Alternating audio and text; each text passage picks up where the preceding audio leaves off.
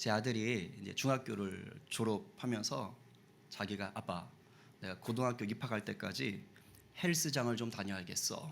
그러는 거예요. 그래가지고 이제 헬스장을 이제 끊어줬습니다. 그래도 이제 졸업식 다음 날부터 헬스장을 가는 거죠. 자, 우리 아들이 헬스장을 간 첫날 근육질의 몸매로 싹 바뀌었을까요? 여러분들이 지금 봐도 좀 의심스러운가요? 어쨌든 헬스장을 간 날 첫날만 보면 그날부터 근육질이 막 돼야 돼요. 막 운동을 이거 했고 저거 했고 뭐 했고 막. 그래서 저는 막 엄청난 근육이 나온 줄 알았더니 개뿔 하나도 안 나왔더라고요.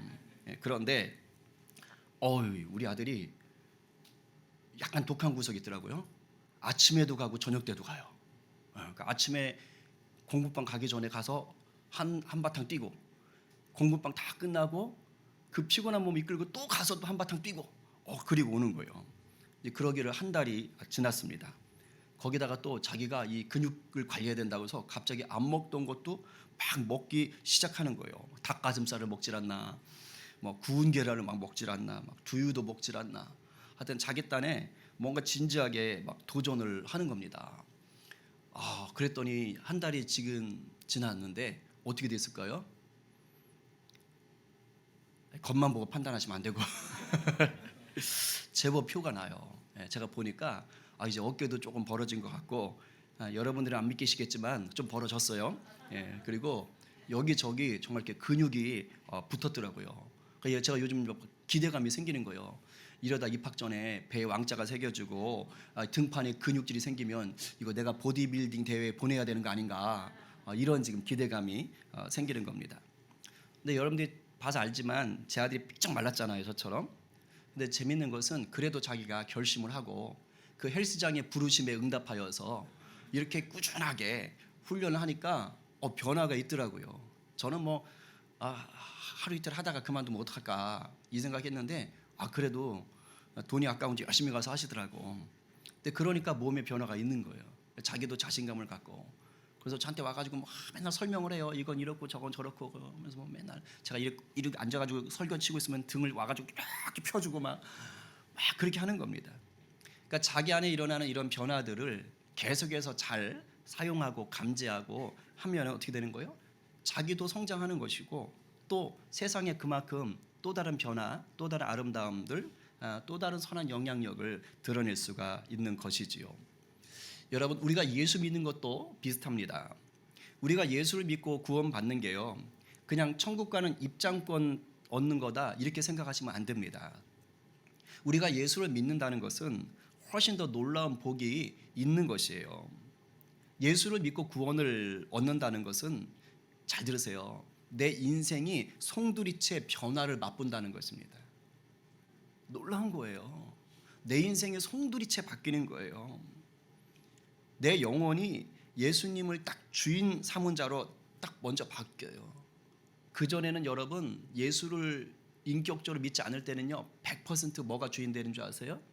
자기 자아가 주인이고 돈이 주인입니다. 이거 뭐 어쩔 수 없어요. 이 시대가 그래요. 근데 예수님을 정말로 영접하고 구원 딱 받잖아요. 그럼 내 삶의 주인은 예수님입니다 라고 고백하게 되는 거예요. 그러면 그것만으로 바뀌느냐? 그렇지가 않습니다. 그 다음에 내가 세상에서 살아가는 삶의 모습이 바뀌게 돼 있어요. 실제로 여러분들 다 경험했잖아요. 처음으로 예수님 인격적으로 만나던 날, 누가 시키지도 않는데 갑자기 막 입에서 찬양이 튀어나오고 성경을 읽게 되고 막 새벽기도를 나온다고 난리를 치고 막, 누가 시켰어요? 그런 마음의 변화가 있어요. 나를 힘들게 하는 자를 바라봤는데 왜 이렇게 사랑스러운지. 이거는 불가능한 일이거든요. 근데 이런 일들이 일어나는 거예요. 그러니까 예수님을 만나면 이 땅에서 살아가는 내 삶의 모습까지 변화되는 거예요.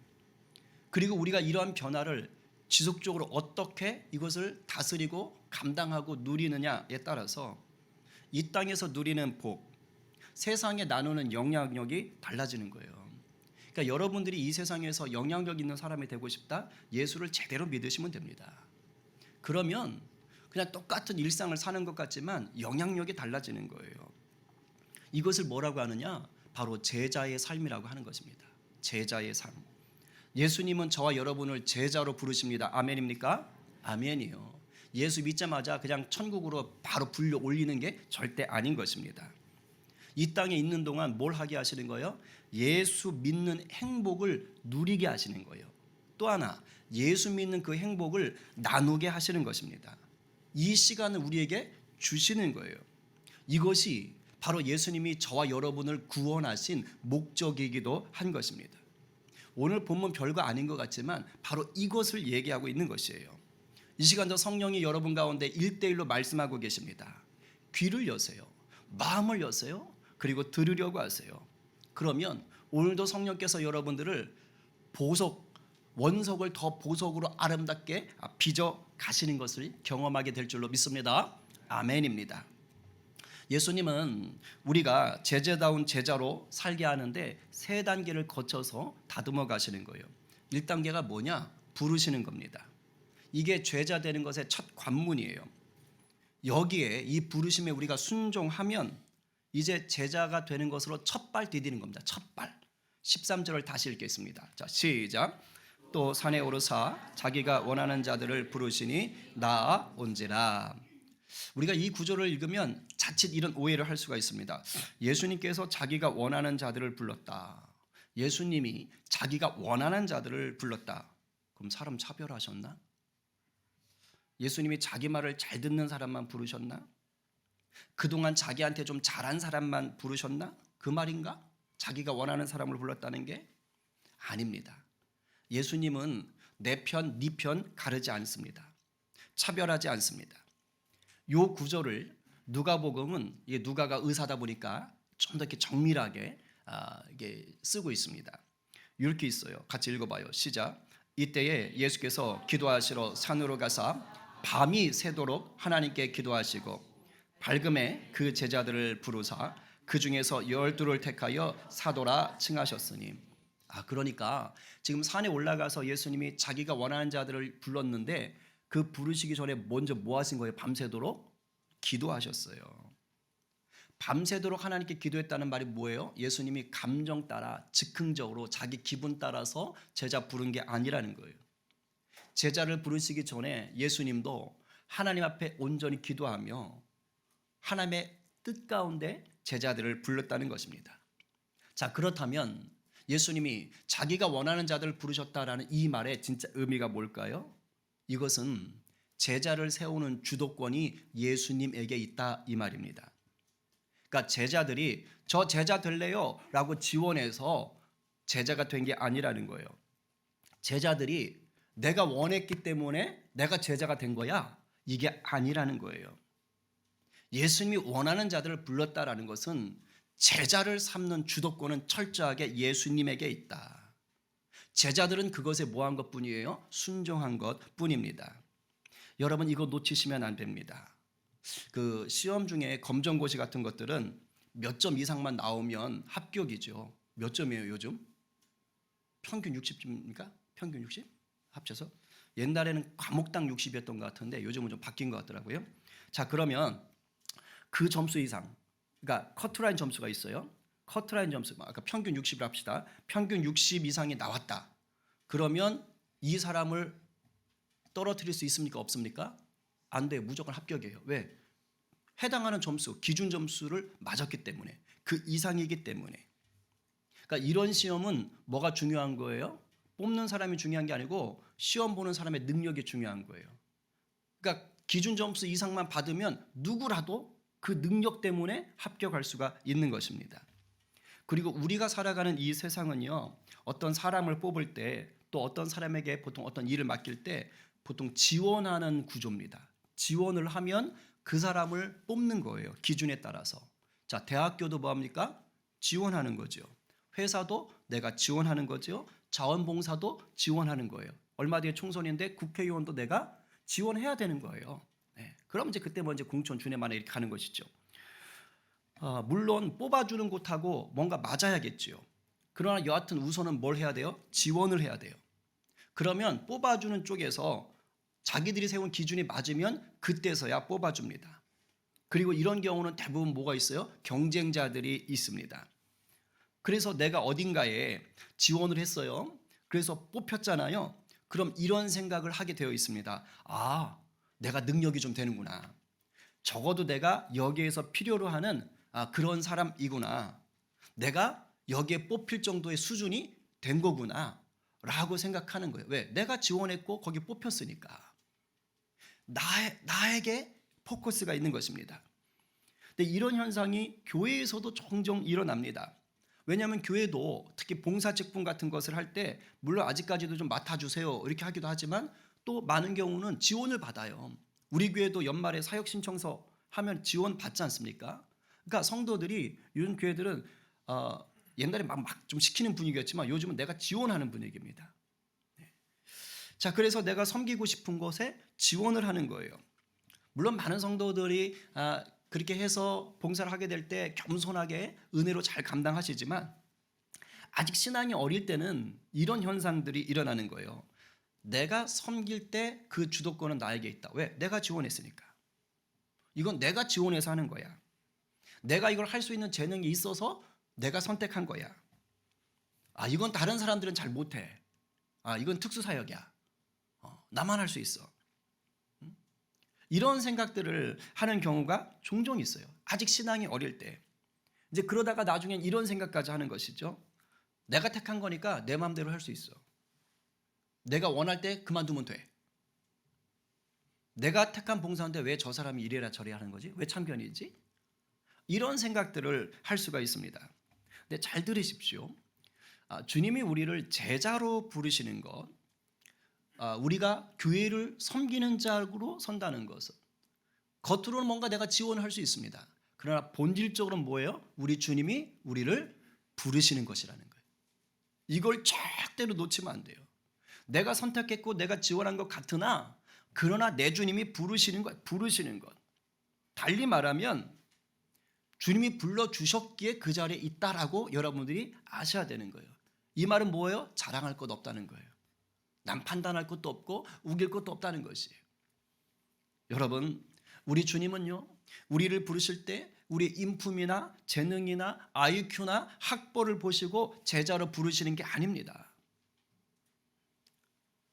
이런 기준을 가지고 교회 봉사자나 사역자로 부르시는 게 아니에요. 물론 이 땅에 살아가는 우리들 입장에서는 어떤 기준을 가질 수 있어요.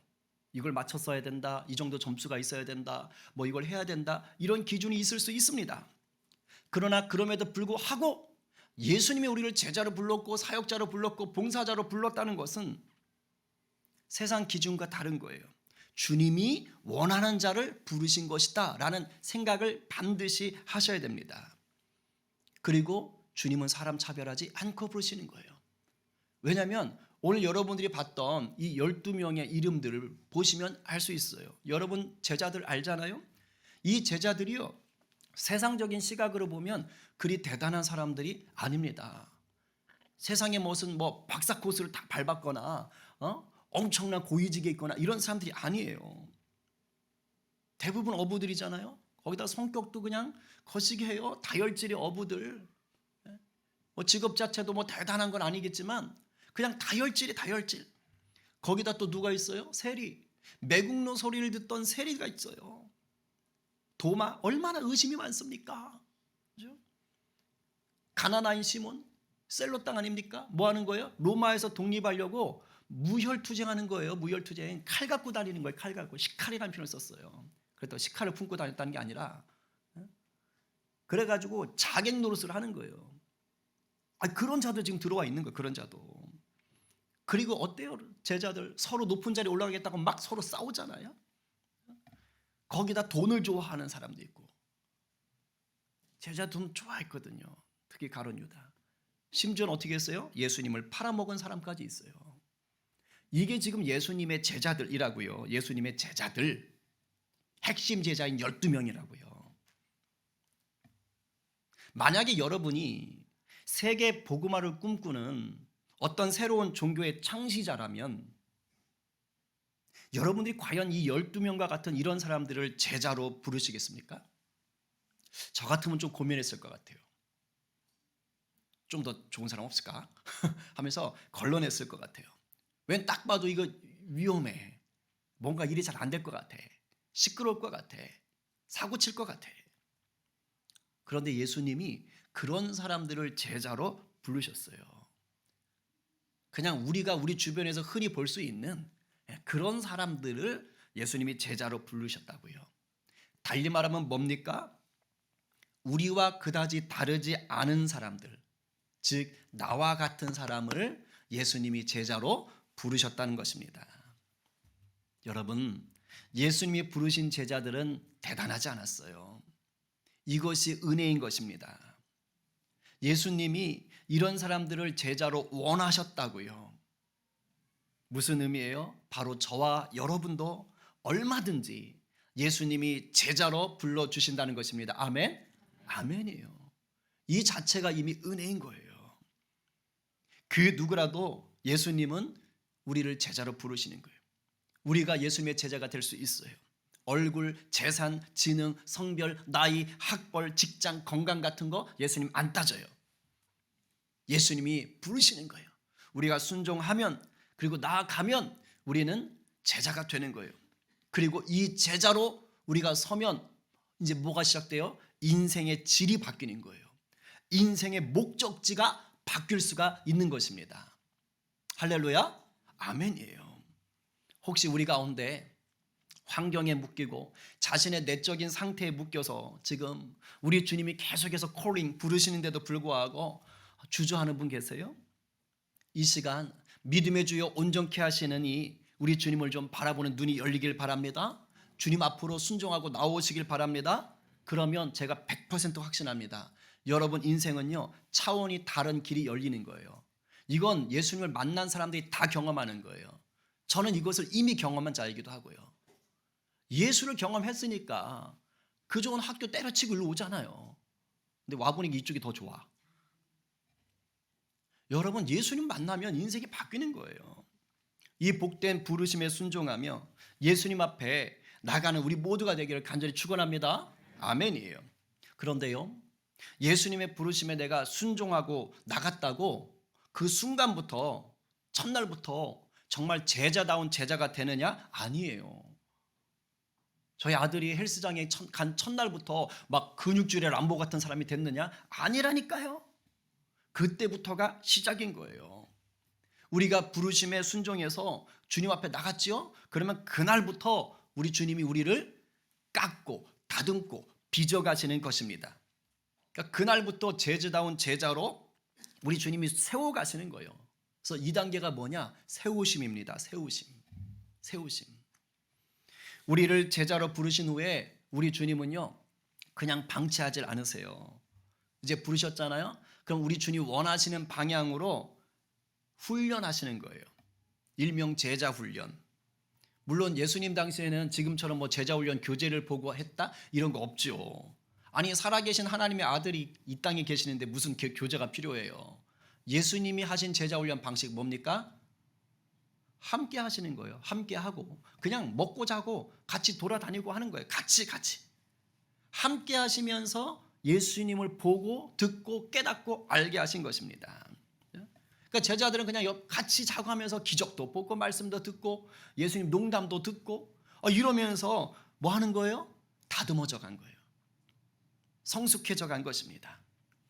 물론 조금 성경을 아시는 분들은 이런 질문을 하실 수도 있어요. 예수님 근데 제자 훈련에 혹시 실패하신 거 아니에요? 왜냐하면 예수님이 십자가에 달리실 때 제자들이 어떻게 했습니까? 제가 대신 달리겠습니다. 이런 제자 한 명이라도 있어요? 다 도망갔잖아요. 베드로하고 요한이 그냥 대제사장 뜰까지는 쫓아가 봤지만 결국은 또 거기서도 그냥 배신 때리지 않습니까? 거기다가 예수님이 십자가에 달리시도록 팔아넘긴 제자까지도 있었잖아요. 자, 그러면 이것만 보면 예수님의 제자 훈련 성공입니까? 실패입니까? 당당하게 말하세요. 실패예요. 실패. 아셨어요?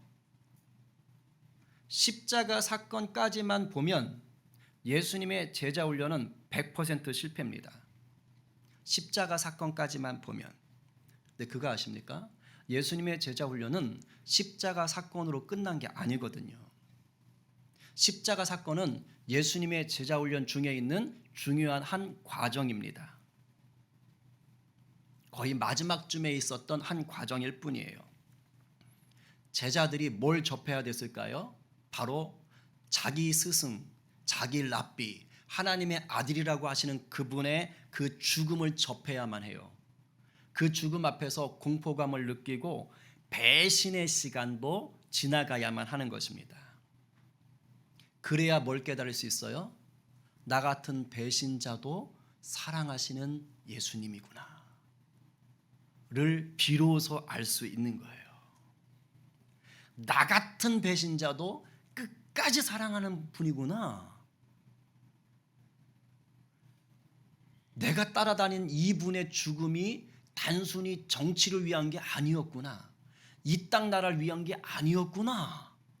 라는 것을 십자가를 통과해야만 알 수 있는 것입니다.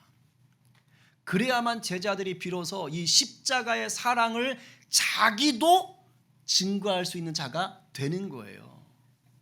그래서 예수님의 제자 훈련은 십자가를 통과하는 거예요. 예수님의 제자 훈련은 언제까지 계속됐어요? 부활 후에 승천하셔서 이 땅에서 40일까지 계속됐어요. 사도행전 1장 3절에 이렇게 써 있어요. 그가 고난받으신 후에 또한 그들에게 확실한 많은 증거로 친히 살아계심을 나타내사 며칠 동안? 40일 동안 그들에게 보이시며 하나님 나라의 일을 말씀하시니라. 이 시간에 뭐 하는 거예요? 갈릴리 베드로에게 나타나가지고 네가 나를 사랑하느뇨? 하면서 그 배신의 아픔을 회복시켜 주신 거잖아요. 그러니까 예수님의 이 제자 훈련은 이 땅에서 여기까지가 가야 되는 거예요. 그러니까 진정한 제자 훈련은 뭡니까? 우리가 십자가를 통과하여 부활의 소망을 품는 데까지 가야 되는 거예요. 그러니까 제자 훈련 하다가 배신도 한번 당해보고 배신도 해보고 하지 마세요. 좀 마음이 아플 것 같은데 어쨌든 근데 진정한 승리는 거기에서 올 것도 같아. 그래야지. 제가 기도하잖아요. 제가 2년차 넘어가면서 기도했던 게 내 등에 칼을 꽂아도 사랑할 수 있게 해주십시오. 막 이런 기도가 나오더라고. 그러니까 그런 과정을 통과해야 되는 거예요. 그래야 진정한 이 제자 훈련이 되는 겁니다. 내가 완전히 죽어야만 비로소 나를 위해 죽으신 예수 그리스도의 역사가 내 안에서 살아나는 거예요. 그게 진짜 제자인 거예요. 제가 어제 아내랑 이제 둘이 앉아서 전도 작업을 한창 먼저 하고 있었어요. 나중에 먼저 유 집사님 오시고 할인이 하겸이가 도왔지만 이제 전도지 작업을 막 하고 있는데 옆에 골프장 공사하시잖아요. 근데 요즘 그 옆에 이제 그 산에 바위가 있어가지고 그걸 깨고 있거든요. 하루 종일 캉캉캉캉. 다른 날은 버텨요. 저희 전도 대상자잖아요. 그래서 제가 잘 버티고 하고 있죠. 근데 수요일이 너무 힘들어요. 설교 준비하고 있는데 계속 팡팡팡팡팡팡. 그래서 제가 막 엊그저께도 가가지고 저거 언제 끝나요? 네, 수요일은 너무 힘들더라고요. 목사님 죄송합니다. 뭔가 빨리 해야죠. 예, 화이팅. 이제 이러면서 막 화이팅 이렇게 하면서. 근데 어제도 이제 쾅쾅쾅 하다가 멈췄어. 그래서 이제 끝났나 보다. 이런데 갑자기 또 뭐가 낑낑낑낑 이런 소리가 나는 거예요. 그래서 뭐야 이건 포크레인 끝난 줄 알았는데 또 소리가 나. 그랬더니 제 아내가 이러는 거예요. 포크레인 소리도 아니네. 그렇게 크지도 않네. 뭐 조그만 소리인데 그렇게 막 난리를 쳐 예민하게 그러세요? 이렇게 하는 거예요. 그래서 그런가? 내가 아직 예수님의 도를 덜 깨우쳤나 봐. 내가 아직 부족한가 봐. 그랬더니 딱 정색을 하시면서 우리 사모님께서 무슨 예수님의 도를 더 깨우치려 그래요? 죽으면 되는데. 죽으면 돼. 죽으면 그런 소리가 거슬리질 않아요. 십자가에 죽으라니까. 근데 그 말을 딱 듣는데 정답인 거예요. 가끔 저한테 이렇게 주님이 사모님을 통해서 아들 딸을 통해서 친히 육성으로 말씀을 하실 때가 많습니다. 죽으래요. 그러니까 맞구나. 뭐 죽었으면 뭐 들을 수가 없지. 그래, 내가 전도하겠다고 지금 하고 있으면서 그러다 포크레인 소리도 아니고 그 잠깐 끽끽거리는 건데 그거 가지고 내가 또 예민했구나. 주여, 더 죽여주십시오. 그런 마음을 또 품었거든요. 맞아요. 우리가 정말 예수 안에서 완전 죽어버리면 많은 영역들이 넉넉해지는 거예요. 못 죽어서 안 되는 거예요. 분당 우리 교회 이찬수 목사님이 그 얘기를 했어요. 이찬수 목사님이 있는 그 합동 측 그 사랑의 교회 라인들이 제자 훈련으로 유명하잖아요. 제가 있던 광주 사랑의 교회도 그쪽 라인이거든요. 그러니까 제자 훈련에 굉장히 열을 냅니다. 우리나라에서도 유명하고 오카는 목사님 그 제자 훈련이니까. 근데 그분이 그 얘기를 하시더라고요. 완전히 안 죽으면 이게 제자 훈련만 열심히 해놨더니 슬쩍 죽더라. 그래서 다 좀비가 돼 있더라. 그 평상시에는 제자 훈련 잘 받아가지고서는 뭔가 되게 거룩하고 순종 많이 하는 것 같아요. 근데 중요한 순간에 다 이러고 일어난다는 거예요. 다 고집들이 살아가지고 더 힘들대. 아는 것들은 있어가지고 더 힘들다고. 그러니까 정말로 진정한 제자는 완전 죽어버리는 거예요. 나는 죽고 예수로 사는 거. 그러니까 여기까지를 통과해야 되는 것입니다. 오늘날 이렇게 우리를 십자가를 통과하는 이 제자 훈련으로 세우는 것, 육신의 예수님 안 계셔요. 어디서 합니까? 교회 공동체에서 하는 겁니다. 그러니까 책 가지고 하는 게 아니라 뭘 통해서 해요? 공동체 생활 전체를 가지고 하는 거예요. 예배, 교제, 뭐 봉사, 전도 다 이런 모든 것들을 통해서 여기서 부딪히고 여기서 배우고 여기서 깨닫고 여기서 눈물도 흘리고 여기서 씩씩거리다가 배신도 당해보고 배신도 해보고 하면서 뭐 하는 거예요? 십자가를 통과하여 부활의 주님까지를 향해서 가는 겁니다. 그때 제자다운 제자로 세워지는 것이에요. 여기 있는 우리 모두가 제자로 부름받은 줄로 믿으시기 바랍니다. 그리고 지금 과정에 있어요. 이 공동체를 통해서 여러분들이 지금 다듬어지고 세워지는 줄로 믿으세요. 그러니까 오늘 어떤 일 당했다고 팍 삐져가지고서는 바로 그냥 덜 죽은 좀비처럼 그렇게 살지 마시라고요. 물론 괜찮아. 그것도 과정이야. 근데 목적점을 분명히 아시라고요. 하나님이 이 과정 통해 나를 또 다루고 계시는구나 라는 것을 믿고 나가십시오.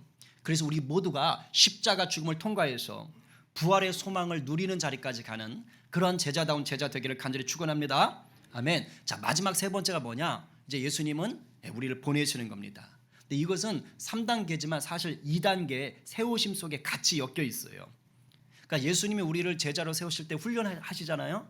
훈련 속에서도 보내시고, 그리고 최종적으로 예수님이 승천하신 이후에 제자들만 남겨놨을 때 또 본격적으로 보내신 겁니다.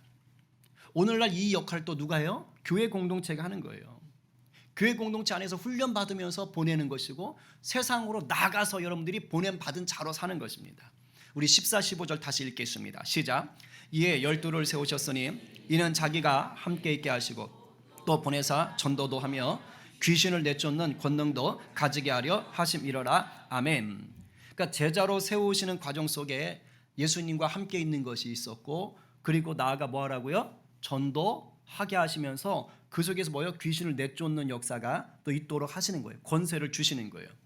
여러분, 이론만 배우면 실제적인 걸 할 수 있습니까? 없습니까? 절대 못해요.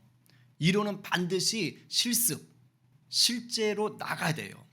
실습을 해야만 이게 내게 됩니다. 반드시 필요한 거예요. 유리책 보고 맨날 이거 해봤자 내가 직접 해봐야 되는 거예요. 저도 학교에서 나중에 학교 선생 되기 전에 교생 실습을 나갔어요. 제 아내도 대학병원 가기 전에 학교에서 뭐 하는 거예요? 간호 실습 나가는 거예요. 나가서 익숙하게 한번 실습해 보는 거예요. 그래서 진짜 현장에 나가서 제대로 할 수가 있는 것입니다. 제자들을 예수님이 세상으로 훈련 과정 중에 보내신 이유가 있어요. 실제로 나가서 전도하고 귀신하고 싸워봐야 비로소 뭐가 돼요? 제자다운 능력을 갖는 거예요. 그냥 예수님하고만 다녀서는 안 되는 거예요. 예수님 하는 거 구경만 해서는 안 되는 거예요. 우와, 귀신이 나왔다. 우와, 오병이의 기적 봐라. 와, 구경꾼으로만 있게 하지 않는다는 거예요. 니들도 나가서 하라. 내가 능력을 줬다. 이겁니다. 이 실습을 통과해야 비로소 예수님이 승천하신 이후에 제자들만 남았을 때 능력 있는 제자, 복음의 증인으로 살 수가 있기 때문입니다. 실제로 예수님이 제자들 이렇게 실습하러 보내셨거든요. 근데 가끔 성공했던 경우가 있어요. 실패했던 경우도 있습니다. 그러나 성공했던 경우들도 있어요. 마가복음 6장 12절 13절 같이 읽어봐요. 시작. 제자들이 나가서 회개하라 전파하고 많은 귀신을 쫓아내며 많은 병자에게 기름을 발라 고치더라. 자, 이거 누가 했어요? 제자들이. 제자들이 나가서 예수님이 전도하라고 했잖아요. 그러니까 회개하라 전파했어요. 전도한 거예요. 그리고 나가서 또 뭐 했어요? 많은 귀신을 쫓아냈어요. 그리고 기름을 발라서 병든 자를 고쳤어요. 실습해서 성공한 겁니다. 누가복음에 보면 12명의 제자가 아니라 이번엔 예수님이 70명, 70명의 제자들을 2명씩 짝지어가지고 또 보냅니다. 근데 그 제자들이 돌아와서 이런 얘기를 해요. 읽어봐요. 시작. 70인이 기뻐하며 돌아와 이르되 주여 주의 이름이면 귀신들도 우리에게 항복하더이다. 할렐루야. 아멘. 누구의 이름이면? 주의 이름. 예수의 이름의 권세를 예수님이 주셨다고 했잖아요. 그러니까 그 이름을 가지고 나갔더니 통하더라 이거예요. 이러니까 막 힘이 나는 거예요. 이게 안 나갔으면 모르거든요. 근데 보내심을 따라서 나가서 행했더니 역사가 일어나더라는 거예요. 여러분, 우리가 주님의 보내심에 순종해서 세상으로 나가야지만 예수의 생명, 예수의 권세를 온전히 맛보는 거예요. 이 안에만 있으면 안 돼요. 이것은 하나님도 이렇게 하신 거예요. 하나님이 세상을 사랑하사 누굴 보내셨어요? 독생자를 보내셨다고요. 하나님이 세상을 사랑해서 그냥 뿅 하고 싹 바꾼 게 아니라고요. 아들아, 네가 사람의 모습으로 가야겠다. 그래서 그 아들을 사람의 모습으로 보내신 거예요. 그래서 그 아들이 이 땅에 오셔서 뭐 하셨어요? 회개하라, 천국이 가까웠다. 복음을 전하셨고 마귀의 세력을 멸하시기 위해서 뭐 하는 거예요? 병든 자, 눌린 자들을 고치시고 먹이시고 나중에는 십자가 달려 죽으시고 다시 사시잖아요. 마귀 권세를 이기셨잖아요. 그러니까 하나님도 이 일을 하셨다고요. 그러니까 우리가 예수님의 제자라는 것은 예수님이 하셨던 일을 우리도 행하는 것입니다. 우리도 보내심을 따라서 나가는 거예요. 어디로? 세상으로. 명심하십시오. 성경은 분명히 말합니다. 전하는 자가 없으면 들을 수가 없다는 거예요. 전해야지만이 복음이 듣는 거예요. 복음을 듣지 못하면 구원받을 수 없습니다. 전하는 자가 있어야 듣고 구원을 받는 것이에요.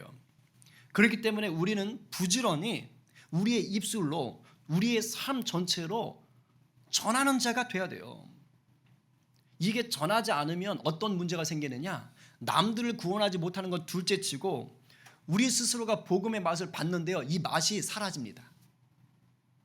맛을 잃은 소금이 되고 빛을 내지 못하는 랜턴, 후레쉬가 되는 거예요. 우리가 보내심에 순종하지 못하면 우리 자신의 신앙 자체가 무너진다고요. 여기서 우리가 삶으로 전한다. 그냥 나가서 전도지 들고 뭐 이따 우리가 또 있지만 뭐 그런 시간 말고 우리가 삶이 전도지가 돼야 될 필요가 있다 하는 이 말 속에 뭐가 있느냐? 귀신의 권세와 싸우는 영적 싸움이 들어가는 거예요. 왜? 예수님이 귀신들을 물리치라고 했잖아요. 그러니까 우리의 삶의 자리에서 이것을 해야 되는 거예요. 복음에는 힘이 있습니까? 없습니까? 있습니까? 없습니까? 있어요. 있어요, 여러분. 복음은요, 그 자체로 마귀를 떨게 합니다. 강력한 권세가 있다고요. 우리가 삶의 자리에서 그 예수 이름의 권세를 의지해서 여러분들이 생각하고 말하고 행동하잖아요. 그럼 반드시 성령이 여러분을 통해서 일하십니다. 할렐루야. 아멘이에요. 오늘날 우리가 살아가는 이 삶의 자리에 귀신의 권세가 얼마나 많은지 모릅니다. 우리 자꾸 귀신 하니까 그냥 하얀 소복 입고 여기다 피 묻히고 이러고 가지고 히히 그런 거 아니에요. 귀신의 권세는 다른 게 아니에요. 여러분, 마귀의 일이 뭐예요? 대적하는 자, 속이는 자, 하나님으로부터 멀어지게 하는 자. 그러니까 이 일을 하게 만드는 건 다 귀신의 권세인 거예요. 우리 주님이 기뻐하지 않는 행동, 않는 생각, 않는 말을 하게 만든다? 그렇게 유혹하는 것들이 있다? 다 귀신의 역사인 거예요. 그러니까 예수 믿고 교회 다녀도 얼마든지 이런 유혹이 닥쳐올 수 있단 말입니다. 그때 뭐 하라는 거예요? 복음의 권세가 딴 거예요? 물러가라. 나 이런 생각 거부해.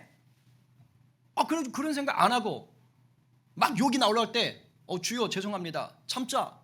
예수님 이 마음을 다스려 주세요. 그 딴 때 같으면 쌍욕을 했을 것인데 내가 거부했어. 뭐 하는 거예요? 복음의 능력으로 이기는 거예요. 너무 거창하게 생각하지 마세요. 오늘날 귀신의 역사가 얼마나 심한지 몰라요. 그래서 여러분들이 아는 거 있잖아요. 막 거품 몰고 넘어지고 이런 것들은. 이거는 귀신에게 강력하게 잡히는 거죠. 이런 것만 있는 게 아니에요. 일체 중독 현상, 어떤 경우는 정신병적인 것들, 이건 강력하게 잡히는 거예요. 여러분, 미디어 중독이 귀신의 역사예요. 너무 많은 사람들이 지금 여기 붙잡혀 있어요. PC에, 핸드폰에. 물론 그걸 붙잡고 24시간 성경을 묵상한다면 모를까? 그것도 아니잖아. 큐티하겠다가 딱 들어갔다가 이건 뭐지? 5분 만에 또 학교 5분 만에. 이게 귀신의 역사입니다. 그거를 그런 유혹이 올 때 다스릴 수 있어야 돼. 그건 복음의 능력인 거고. 예수님은요, 오늘날 이 귀신의 역사에 물든 이 세대를 치유하고 회복하길 원하세요. 근데 그 일을 누굴 통해 한다고요? 먼저 예수 믿은 우리를 통해 하시는 겁니다. 아멘이세요? 아멘이요. 우리에게 이런 사람들을 돌보게 하시고 새 삶으로 인도할 수 있도록 우리에게 뭘 맡기셨어요? 복음의 권세를 맡기신 거예요. 우리가 믿음에 굳게 서면 주님은 우리의 기도와 말과 행동, 은사, 달란트를 통해서 역사하시는 겁니다. 근데 오늘날 안타깝게도요, 이 세 번째 보내심에 순종하는 게 너무 안 돼요. 예수님 우리를 가라 보내셨는데 우리가 no, 잠시 뒤에, 저는 그런 데 관심 없어요. 그냥 전 여기가 좋사오니 이러고 사는 거예요. 그리고 그냥 교회 공동체 와서만 그냥 머물라 그래요. 예배하고 교제하고 봉사하는 것까지 오케이. 좀 더 열심을 내면 그냥 성경 공부하는 것. 그 정도로. 그리고 교회 공동체를 벗어나면 예수님의 제자로 별로 살고 싶어하는 마음이 없는 거예요. 그냥 세상 따라 사는 거예요. 세상 따라. 이러다 보니까 수많은 교회들이 지금 힘을 잃어버리고 있습니다. 여러분, 우리가 십자가를 통과해서 부활의 신앙을 갖고 있어도요, 예수님의 보내심에 결과론적으로 순종하지 못하면 제자다운 제자로 설 수가 없어요. 왜? 나가야 능력이 드러나거든요. 이왕 십자가 은혜로 구원을 받았다면 예수님이 기뻐하는 인생, 제자다운 인생으로 좀 살아봐야 되지 않겠습니까? 이것을 위해 주님의 부르심과 세우심 그리고 보내심 앞에 날마다 좀 나를 치고 순종할 수 있는 저와 여러분이 되기를 좀 소망합니다. 오늘 누가 우리를 제자로 부르시고 세우시고 보내시는 우리 예수님께 순종함으로 서시겠습니까? 오늘 누가 우리에게 맡기신 예수 생명을 세상에 전하고 예수의 권세로 세상을 치유하는 충성된 제자가 되시겠어요? 오늘 말씀을 영으로 아멘 화답하며 내가 제자로 나아가겠습니다 라고 다시 한번 결단하는 저와 여러분 모두가 되기를 간절히 축원합니다. 우리 이 시간 오늘 말씀을 좀 기억하며 기도합시다.